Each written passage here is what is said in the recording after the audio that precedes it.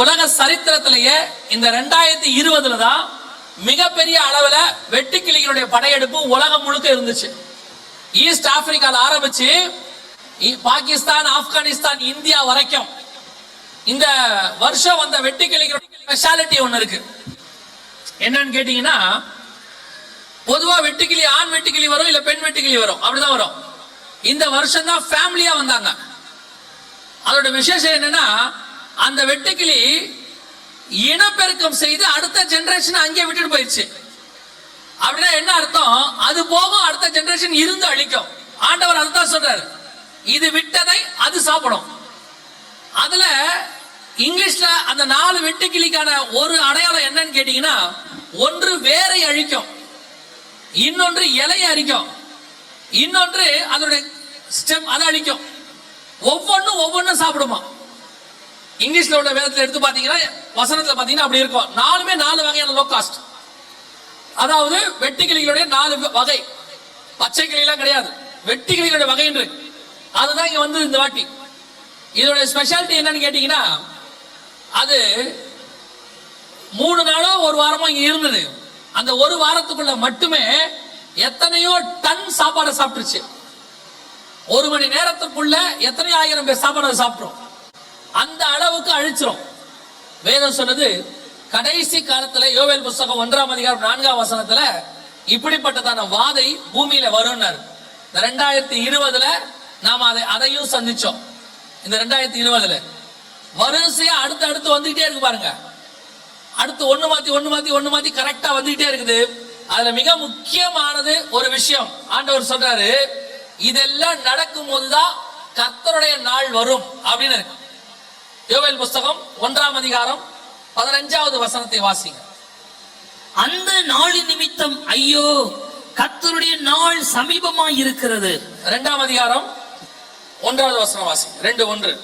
சீயோனிலே எக்காலம் ஊதுங்கள், என் பரிசுத்த பர்வத்திலே எச்சரிப்பின் சத்தமிடுங்கள். தேசத்தின் குடிகள் எல்லாம் தத்தளிக்க கடவர்கள், ஏனெனில் கர்த்தருடைய நாள் வருகிறது, அது சமீபமாய் இருக்கிறது. சமீபமாய் இருக்கு, வரல. என்னவா இருக்கு? இப்போ அந்த காலகட்டத்தில் தான் நீங்களும் நானும் இருக்கிறோம். வெட்டிகள் முடிஞ்ச அடுத்த காலகட்டத்தில் இருக்கிறோம்.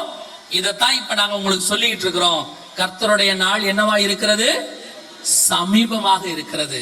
இனி காலம் செல்லாது, எந்த நேரத்திலும் கர்த்தருடைய வருகை இருக்கும். வாசப்படியில் நின்று கர்த்தர் என்ன செய்யறார்? இப்ப கதவை தட்டி கொண்டிருக்கிற காலம், எச்சரிப்பு கொடுக்கிற காலம். ஒரு கூட்டம் என்ன சொல்லுது?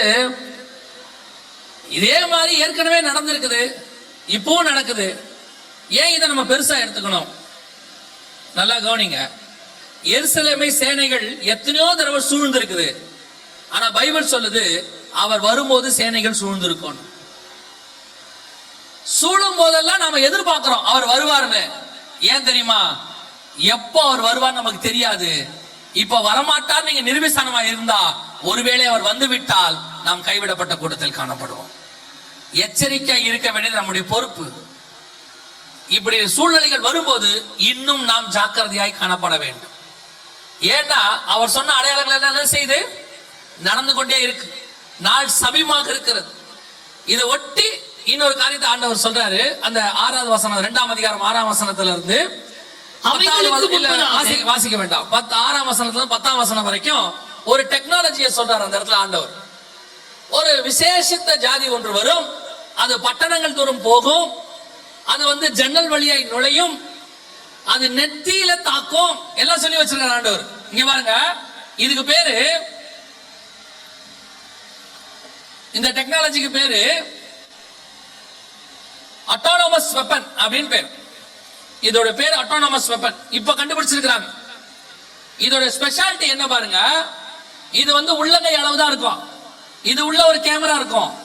இது உள்ள ஒரு 3 கிராமுக்கு குண்டு இருக்கும். இதுல உங்க போட்டோவை ஸ்டோர் பண்ற அளவுக்கு ஒரு RFID இருக்கும். உங்க போட்டோ, உங்க ஐடி, உங்க ஆதாரை கொடுத்துட்டீங்கன்னா எங்க உலகத்துல இருந்தாலும் தேடி வந்து அடிக்கும். இப்ப அது எப்படி அடிக்க போகுது பாருங்க. இது இப்ப கண்டுபிடிச்சிருக்கிற அட்டானமஸ் வெப்பன். யோவேல் 2ஆம் அதிகாரம் 8வது வசனத்துல இருந்து இருக்கு. அது பாருங்க, ட்ரோன் வெப்பன் பேரு. இப்ப நீங்க இத கேமராலாம் எடுக்கிறவங்களுக்கு தெரியும் ட்ரோன். அதுலயே இது வந்து ஆயுதம். அது எப்படி வந்து ஒரு ஆள் நெத்தியில இப்ப அடிக்க போகுது பாருங்க. இப்ப ஒரு கையில இருந்து அது புறப்பட்டு போகுது. புறப்பட்டு போய் அங்க இருக்கிற ஒருத்தருடைய நெத்தியை எப்படி அடிக்கும் பாருங்க.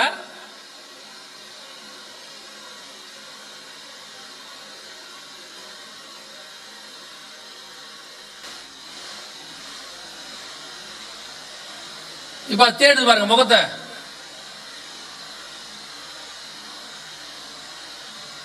நேரா வந்து நெத்தியில அடிச்சது பாருங்க. இப்போ இது வந்து டெமோ. இப்போ அவங்க என்ன பண்ணிருக்காங்கன்னா இதே மாதிரி சாம்பிள் செஞ்சு பார்த்திருக்காங்க. அந்த வீடியோவை காட்டுவாங்க பாருங்க. இப்போ இந்த வெப்பன் ரெடியா இருக்கு. இத உலகத்துல கொண்டு வர கூடாதுன்னு சொன்னாங்க, ஆபத்துன்னு சொன்னாங்க. இது முழுக்க கண்டுபிடிச்சாச்சு.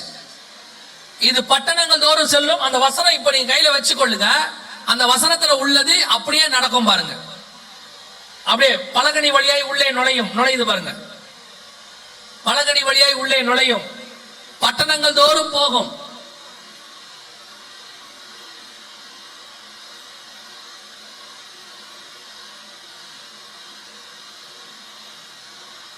இந்த மாதிரி ஒரு நாட்டு மேல கொண்டு போய் விட்டுருவாங்க. அங்க பாருங்க, அவ்வளவுதான். இதுக்கு எதிர்த்து நிற்பார் ஒருவரும் இல்லைன்னு இருக்கு. மனிதர்கள் அதை கண்டு கலங்குவார்கள் இருக்கு பின்னாடி. அந்த வசனத்துல வாசிச்சீங்கன்னா போகும் பாருங்க. அப்படியே ஒரு கட்டடத்துக்குள்ள நுழைஞ்சு உள்ள போய் உள்ள இருக்கிறவங்களை அடிக்கும். இப்போ நம்முடைய டேட்டாஸை கொடுத்துட்டோம்னா நம்ம எங்க இருந்தாலும் தேடி வரும். எப்படி நமக்கு போன் வருது தேடி, அமெரிக்கால இருக்கிற கூப்பிட்டா போன் எப்படி நமக்கு வருது, அந்த மாதிரி.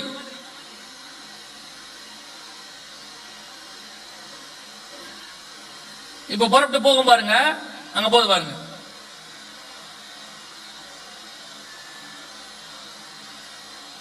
பட்டணங்கள் தோறும் செல்லும்.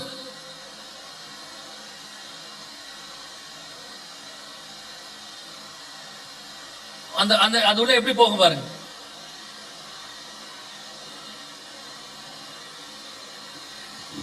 இது இப்போ கண்டுபிடிச்சிருக்கிற வெப்பன். இதுக்கு பேரு அட்டானமஸ் வெப்பன் பேரு. ஆளை தேடும். அந்த நம்பர், ஆதார் நம்பரோ எந்த நம்பரோ, ஒன் நம்பர் உங்களுக்கு கொடுக்குறாங்கல்ல, அந்த நம்பர் உங்களுக்கு எங்க இருக்குதோ அந்த நம்பரை தேடி வந்து அடிக்கும். எப்படி உங்களுக்கு வந்து ஒரு செல்போன் ரேஸ் வந்து தேடி வந்து உங்க போனுக்கு ரிங் கொடுக்குது இல்ல, உங்க கையில இருக்கிற செல்போனுக்கு, அந்த மாதிரி நீங்க இருக்கிற இடத்துக்கு தேடி வரும். யோவேல் 2:6 முதல் 10 வசனங்கள்ல உள்ளது அங்கே இருக்கு.